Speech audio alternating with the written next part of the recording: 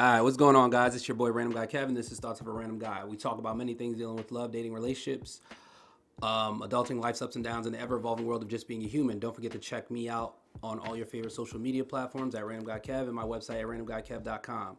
Today's topic is what we talking about again? Oh, what does a provider look like anymore? And I guess having a sense of independence, like when people talk about being the provider, what does that really look like? Is that providing as far as money goes, how someone lives, what's going on in life?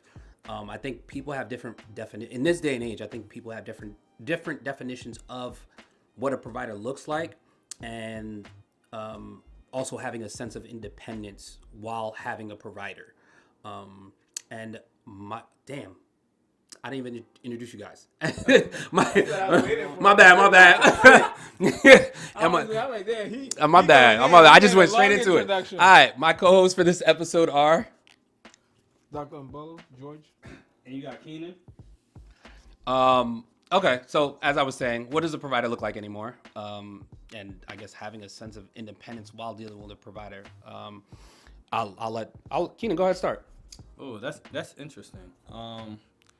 I think there are multiple facets and forms of being a provider. I would say you can be a financial provider, obviously. There's an emotional provider, a spiritual provider. I just think there's different facets of, again, being a provider. And I think sometimes people just look at it from one lens. Oh, you provide financially, but what about the moral support or providing of that, if you will? So that's just me. I don't know. George? I think providing is, like you said, is a multitude of things. It's, when you initially say it, most people think about financially, but providing is really a multifaceted thing. One, finances is a big part, because anything you kind of want to accomplish this day and age, you do need money. Number two, also providing could be in just planning. You could, if you're good at planning for the family, that's another way you're providing for your family. You're looking out for, the family members. You're planning for the future. If you're better at financially managing things like savings or coming up with a plan on how to generate more income for the family, that's another way you're providing. If you're good at wordplay, if you're good at giving advice, that's another way you're kind of providing for the families. I think it's multiple ways to be a provider, especially in this day and age. Finances is not everything. Even if you're not making the most money in the family, you can still be a provider as well. I would agree with that, because I know a few people who make 100,000 plus, and they can't budget worth of shit. Like they're living paycheck to paycheck. And then you have some people who make $50,000 a year, and literally because of the provision, like them being a great planner with their significant other or with their spouse, they're able to sit there and say, you know what, I can provide in a way that helps us manage our money, budget our money, plan out our future, and it lasts. So I've seen it is from that facet as well. It's not always about, again, what you said, the financial aspect. I think it's also about even planning. Yeah, so as a provider as a whole, you could like you said, you can break that down even further. People assume just a provider is somebody that just like, hey, I'm here to support you with money, and that's it. Like an emotional provider, a spiritual provider. There's multiple levels to being a provider, and then still having a sense of independence from that provider. I was watching Real Housewives of Potomac. There's this one girl on there, Ashley. She's so annoying. Yo, she annoys the mess out of me because she's like, she was married to this dude for a minute, and he was supporting her for everything she was doing. She had the restaurant, the restaurant thing that thing went belly up, and now like they're separated, quote unquote. They're not divorced. She's not gonna divorce this man because he provides so much for her, and she's scared of going back into a spot where her mom was.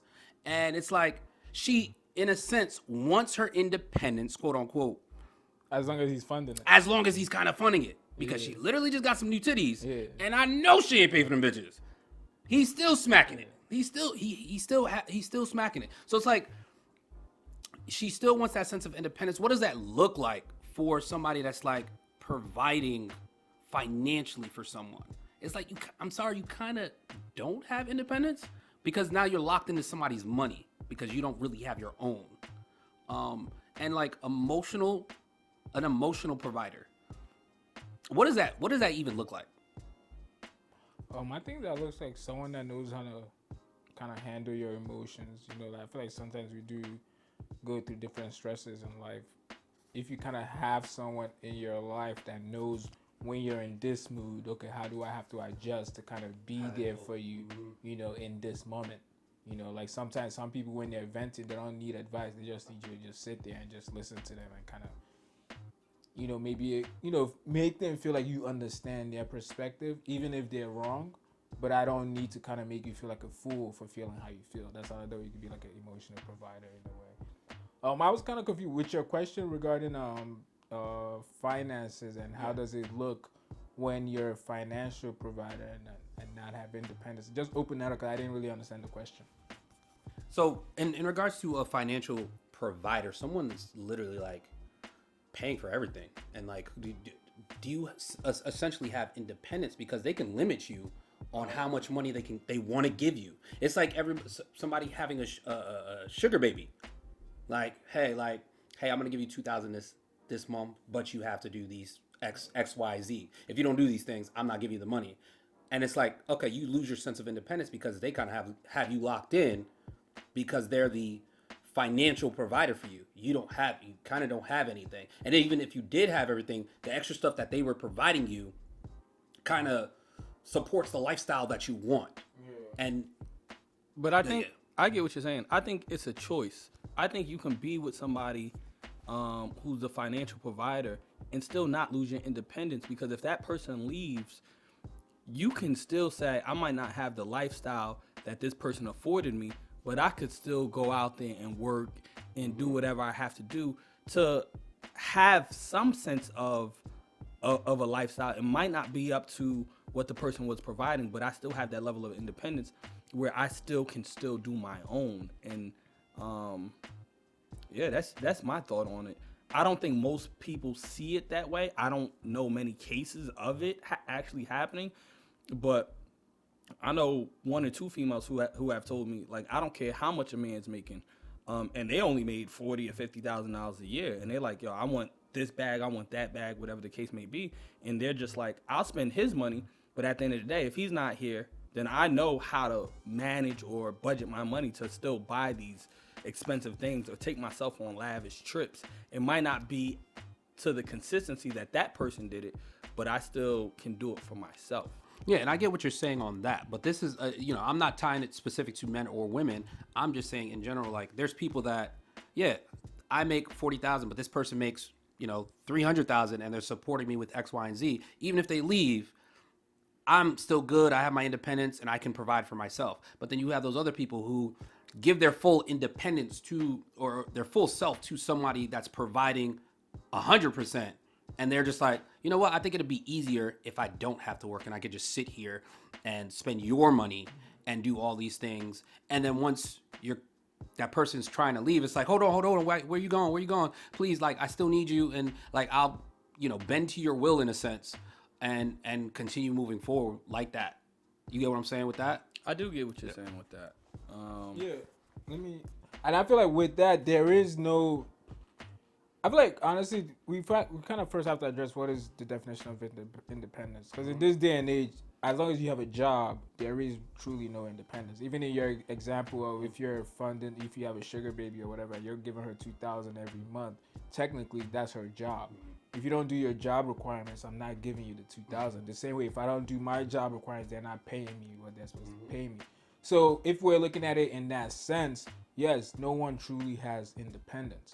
But like what Kenan is saying, if I do remove the $2,000 I'm giving whoever it is, and you're still able to go fend for yourself, yeah, I guess, you could say you're independent because you can go out and still get it on your own. But as long as you're in this situation and I'm the one providing 100%, yeah, technically I control your independence because I control the money at this point. But do you? Because at the end of the day, the person can still leave. They could So, still leave, that's- but it depends on who the person is. If there's people out there that's willing to stay in the situation because of the money, and if you fall into that category, then you truly don't have independence. I agree with you. Because if you're not gonna leave because I'm providing this money, then I truly control the independence. You're independent. If I tell you, okay, I'm not giving you this amount of money, that means you're not going on vacation. You're not going on girls' club, girls' night trip, or whatever it is that you want to do because I've taken away the finance that actually allowed you the opportunity to do all of that. So technically, I could keep you in the house for as long as I want if I don't provide that money and you don't have no job. So where are you going to get that money from? So in that aspect, I've truly just controlled your independence. But again, if you have that option to yourself that, hey, I can actually leave this situation if it doesn't fit me despite all the money you're giving me, then cool. You have your independence because you still have that willpower. But also, I would say that that's so financially, I get what you're saying and I agree with it. But there's also that emotional support or that emotional, like what the person provides emotionally because the other person is lacking that within themselves. So they could sit there and hold that emotion or those emotions over the person's head where they don't want to leave. How? Like, I don't know. I'm a prime example of that. With my ex, I didn't want to leave. I didn't want to leave because there were things in myself that I didn't have. So I stayed in a relationship because she had that emotion. She gave me that emotional reinforcement that I needed. And when she didn't give it to me, it wasn't, oh, I'm gonna leave. It was like, okay, what can I do? Even though she was the one being a narcissist or gaslighting and do whatever the fuck she was doing. Does that make any sense? Yeah, but my question is, was that really her or was that you? I think it's both parts. Both parts could be true. So yeah, both parts could be true. So to me, it's not like she took away your independence. I gave it to her. Okay. In a way, because it's like you were just afraid of being alone. So I don't even blame her. Yeah. Truly, you just didn't want to be alone, bro. That's why you kind of took all of that. You felt like this was probably the best girl you've gotten or something like that. You didn't want to just be alone at that point. I think that's fair. So I feel like if you actually you had that confidence, I'm gonna find somebody better with everything you was dealing with, you would have put away, or you might have left at least. Yeah, I agree with that, and I feel like so there's other cases where I saw something on Twitter where a dude said he was married to his wife for a minute and she didn't give him sex for 2 years. I would have been left. He had sex with her twice in 2 years. I would have been left. And he stayed committed and whatnot, but he didn't have sex with her for two. Like she used that and was like, "Yeah, I'm not giving you sex," essentially, as a weapon. She withheld the coochie. Yeah, until he did what, I think that's kind of like the same thing. Like it's him giving away his like you giving away your emotion.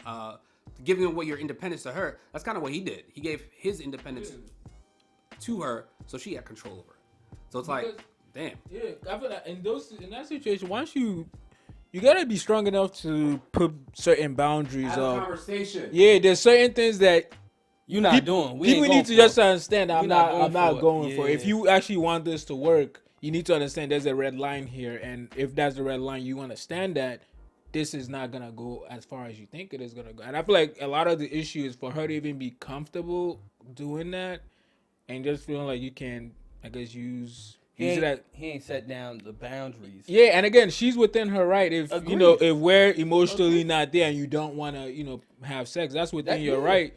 But you just have to understand what might happen with that. So for him, if sex was that important, I don't even know why you was waiting 2 years. That's number one. Number two, I think he cheated on her. He ended up cheating or something. Was that him? They got a divorce. Oh, okay. I think that I saw another one. The guy actually cheated. He was trying to justify cheating because she wasn't giving him sex. That I don't agree with. I don't think you should be cheating regardless, because two wrongs don't make a right. If she's not giving you sex and you're at the point of cheating, have a conversation and call it quits. Because once you cheat, you can't never justify your act. You're wrong. But I will say this, like, to your point, a female can go ahead and do whatever she wants. She has full autonomy over her body to make any decision she wants. So let's make that like clear. Yeah, of course. Crystal. So if you want to go ahead and do that, like not have sex with me for 2 years, or not have sex for 2 years, cool. That's cool. You have every right to do that. But I ain't going for it. You go find somebody else and do that shit with. But I ain't doing that. I mean, shit. most people use that as a weapon, and I think if you're married, you're both providers to each other. Yeah. At the end of the day, you're both providers to each other. Yeah. So it's like, those people that are not in like full relationships, like, hey, we're just here, we're just buddy, we're fuck buddies, or boyfriend and girlfriend. They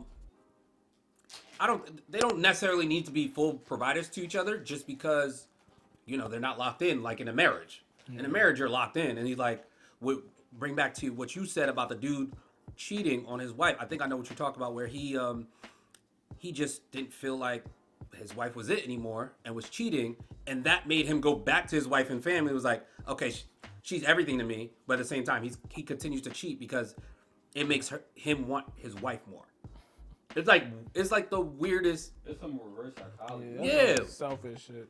I feel like you cannot try to justify doing something wrong because someone did something wrong to you. If you understand that you're doing wrong as well, cool. You just doing wrong. But don't try to justify you doing wrong. Oh, they did it to me. No, you're still wrong. So with that whole cheating, if your wife is not giving you sex, no problem. If you don't want to be there anymore, you have the option to leave. Once you cheat, you're wrong. There's no way to go around that. You're wrong. So as being married men, do you feel like in your relationship you both still have a sense of independence, even though you're providers to your significant other? For me, I think my wife and I, we're providers to each other, and I still feel like we enable each other to have that independence. Like we encourage each other, like, oh, go hang with your friends, go see your family, like go do your thing, because we see each other very often. I wake up in the morning and I see her, so it's like I feel like when you allow people to be their independent self, it puts them in a better position to actually pour back into the relationship. When you just want to keep them close to you, you want to kind of smother them. I feel like in a way you might suck the fun and the spontaneous part of the relationship out of it, because it's like, okay, now it could be easier for it to become like a redundant something.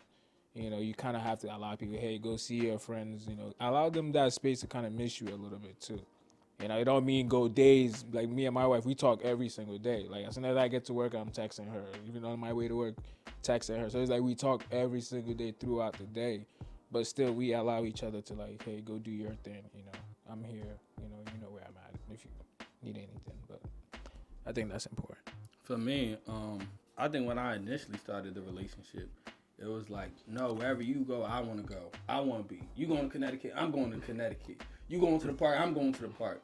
But I think after a while, it was just like, you need your freedom to operate as an individual. We're still on the same team, but we're two individuals on this team. And for a long time, I thought when I move right, she got to move right. When I move left, she got to move left. And now I'm understanding in marriage, it's like, no, if she want to move left and you want to move right, that's cool.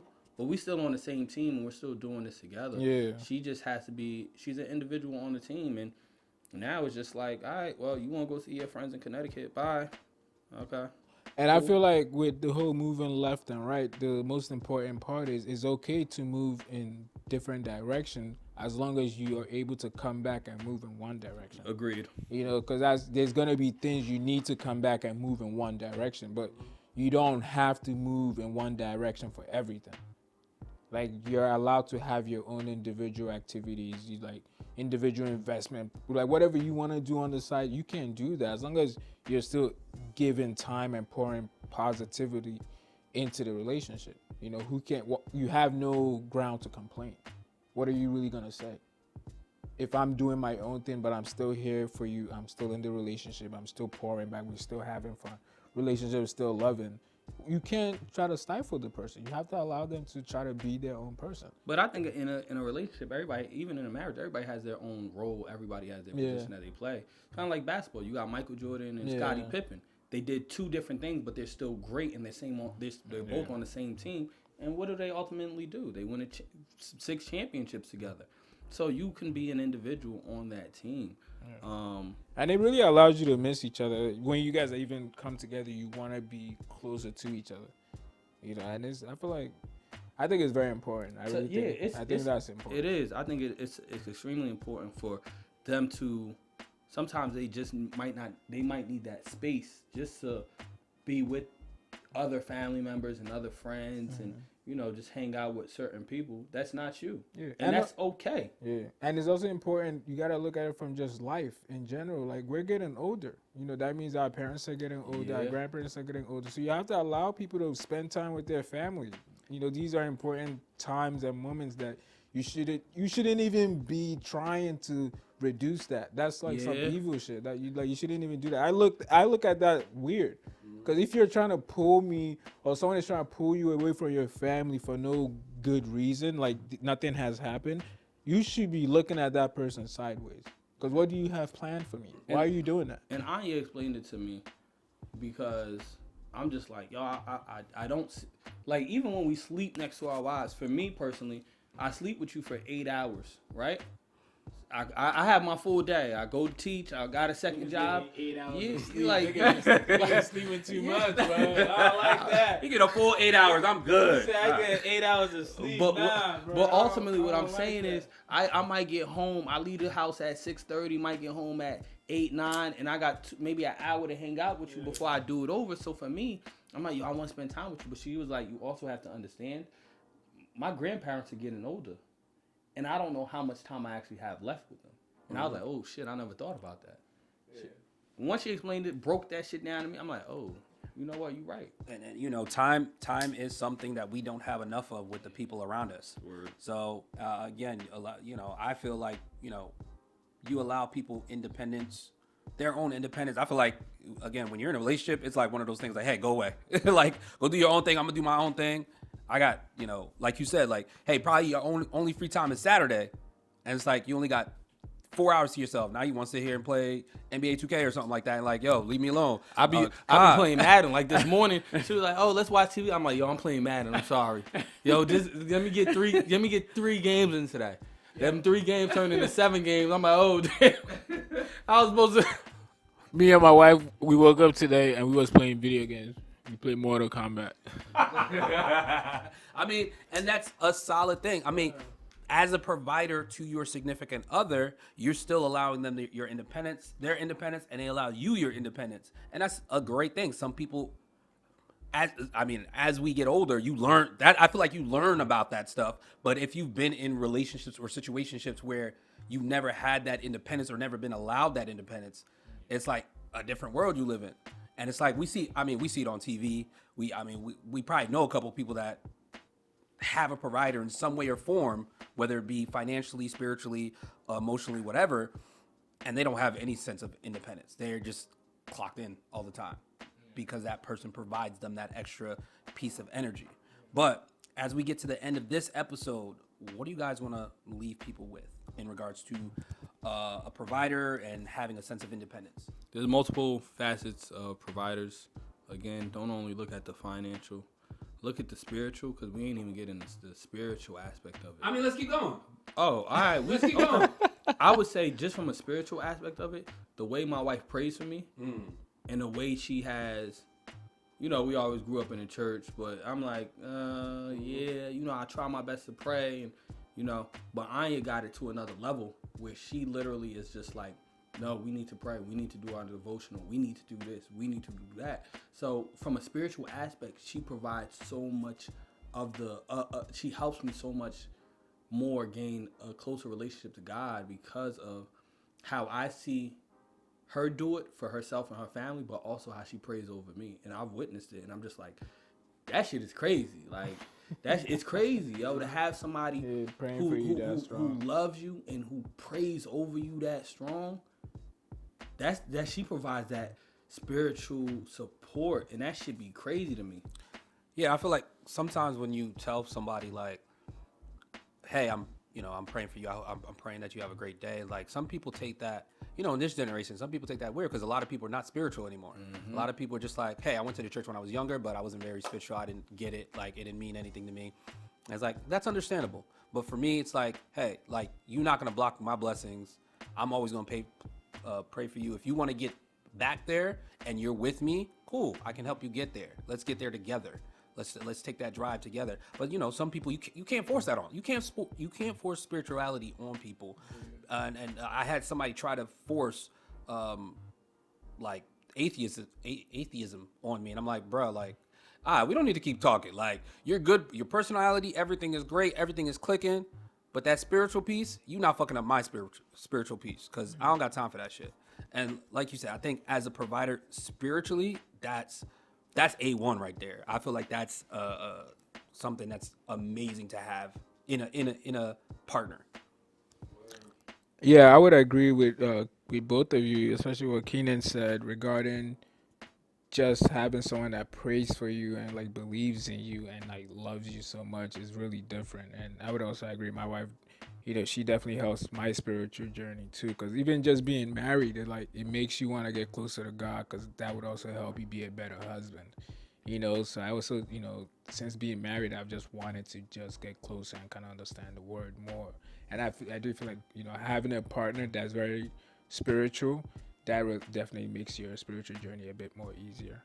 So no, shout out to the wives for, helping us on the spiritual journey. Nah, that's solid. That's solid. And do you guys want to leave anybody off with anything, or you guys good? Yeah, like we said, being a provider looks different. Be open to looking at it from different perspectives, because you can actually see different opportunities how you can become a provider. It's not just about finances. Again, finances is important, and I do feel like we have highlighted how important finances are. So, but it's not the only thing. Be open to other things too. Word. Can you got anything, or you good? Nah, I think I said what I needed to say. This is what I had to say. Just make sure you're a well-rounded provider, because some people can be really great in one aspect, and not the other. So try your best to be. If you're lacking in one area, just try to be well-rounded. I mean, you could always learn at the end of the day, and try and learn. But that's it for this episode. If you guys wanna find me on all social media platforms at Random by Kev and my website at randombykev.com. Don't forget to check in, and I will catch you guys on the next one.